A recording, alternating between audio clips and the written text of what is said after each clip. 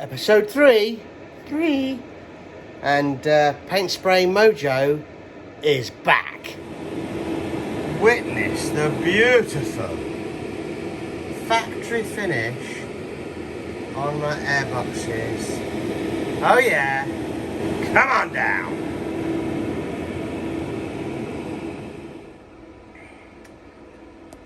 We have all the white bits here, the bonnet hinges and the shut plate. We have up here several of the other black stays that I'd previously put a ghost paint on, and I just put a top coat on, and then the other bits of the shut plate.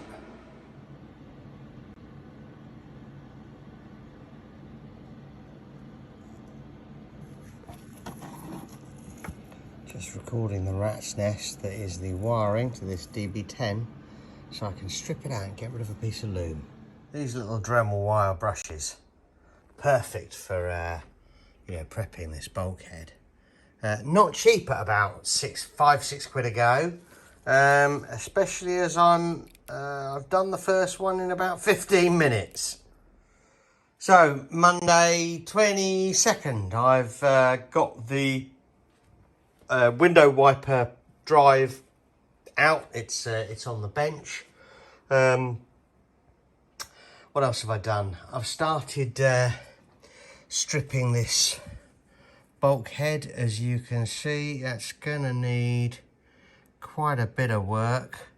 I'm very keen to get rid of all this surface corrosion before I start painting it. It would make me cry if I had painted this and then within a handful of years it started to come back. It's actually pretty clean, when viewed in isolation. You can see here where they've spot welded something on this bulkhead, which I'm guessing is probably a support for the bonnet hinge. Where the corrosion has started, but it's super light. So really hoping that I can get a decent finish on that. This is going to be an easy piece to paint, and I might treat myself with that first. This is going to be more of a challenge because of the wiring. Yes, I can remove some of this, but a whole big chunk of it comes through this front bulkhead under this control box. There we can just see it there. And I don't really want to disturb that. I think I'm probably going to have to unwire the control box and the fuse. Yeah, the fuse is here, which is a shame because it was a pain in the arse to do, because I had to replace both of these previously. But I don't see them have a lot of point, a lot of choice rather. I've pulled this steering column gator out, and I'm on the Jag Lovers forum with regards to can I replace it from inside the car, so slide it in from the inside and work it out through the bulkhead. I'll take this DB10 unit out, which is the flasher box. Well, that's the flasher relay. This is the flasher box, which distributes the pulsing signal to the indicators on the car. So slowly but surely cataloguing as we go. I also took the chassis plate out. Now, I'll freely admit to not being the most confident auto electrician, and the temptation is at this point to start worrying. Oh, what have I done? Let's stop now and we can rebuild it and put everything back together. Too late.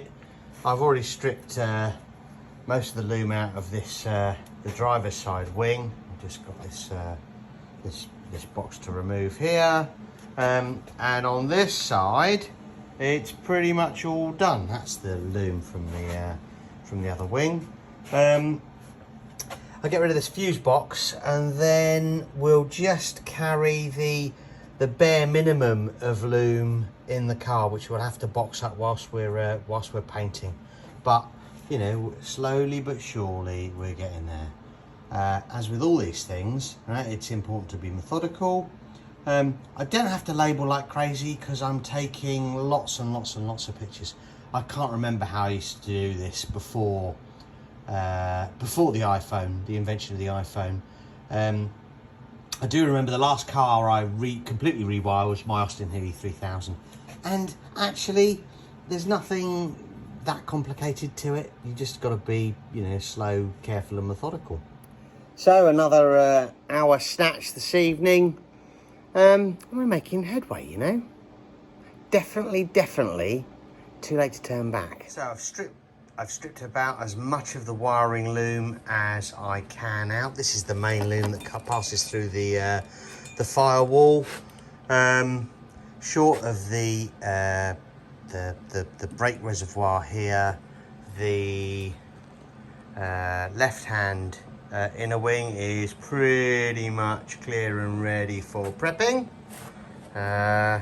Ditto right wing, pretty much clear as it's ever going to be. I've got a little bit more work to do on this right hand side. I can lose more of these wires and cables back through the bulkhead, I think, and then I can legitimately start prepping for primer and paint. So a closer look in here. I'm intrigued as to how I'm going to be able to paint under this steering column. I do not want to take the steering column out of the car. A, because I've had all of the front of the car caster and camber setup, so I don't want to monkey about with the steering at all. I propose I'm gonna paint the actual steering column in situ, and I've been on the Jag Lovers forum with regards to, is it possible to pass the gator through this hole? I think it probably is. So yeah, I'm not gonna take it out of the car. I'm going to take the steering wheel off. I'm going to feed the gator through here when I'm finished, and I'm just going to try and get this as clean as possible under here. The reality is you aren't ever going to see it. Mere mortals aren't going to see it. Ditto, you know, as you're looking under here, the finish of the paint is not going to have to be, you know, anything that you could. It's not going to have to be concourse, right? We'll just go with white. Yeah, I think that's the secret. Already bored of paint prep, to be honest. It's one of the worst things about painting cars. As you can see, it's coming up all right. I mean, that steering column is nearly there. The inner wings are getting pretty clean. This one is slightly better. That's pretty much back to bare metal. Just got to carrying on. This is the tool of choice. This is one of those go-to tools. I think we bought this. That's a Royal We. My dad bought that. Might have even been a birthday present.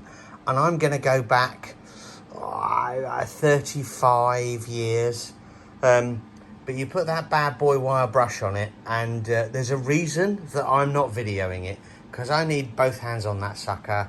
For fear of my own life and limb. This bit has been interesting. This is probably the worst bit of corrosion that I've encountered, and let's face it, this ain't bad.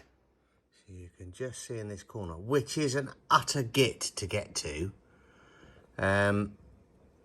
We've got some corrosion that's broken through the paintwork, and yeah, it's I'm guessing before panel sealant, right? So none of these would have been sealed.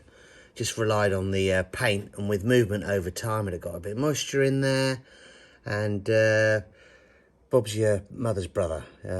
Recipe for a little bit of rust. It's an utter bastard to get rid of. I'm going through Dremel bits like you wouldn't believe. So I can't get any closer on this seam, and it's the worst. Well, like I said, it's the worst bit of surface corrosion that I've got. I've got to get this because I suspect it was hidden under the black paint, and as soon as you put it in white, you know what's going to happen. It's going to come through. So we need to bring out the big dog. Here's why you really don't want to be trying to use a sandblasting gun in your engine bay. Look at all the crap. However, markedly cleaner. I think I might now resort to chemicals. Going to call it a night there. I had another go with the sandblaster before I did that I can just show you here. I'm going to be finding sand in here forever. But as you can see, that's really pretty clean. And the bulkheads have come up pretty good too. So inching closer to being out of a really good clear up and getting some paint on, but still more prep to do, I'm afraid.